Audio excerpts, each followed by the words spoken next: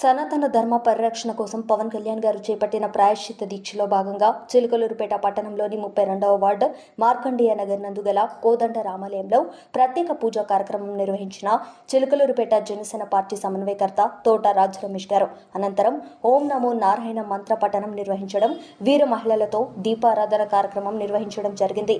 ఈ కార్యక్రమంలో జనసేన పార్టీ నాయకులు, కార్యకర్తలు, వీర మహిళలు, వార్డు ప్రజలు పాల్గొన్నారు.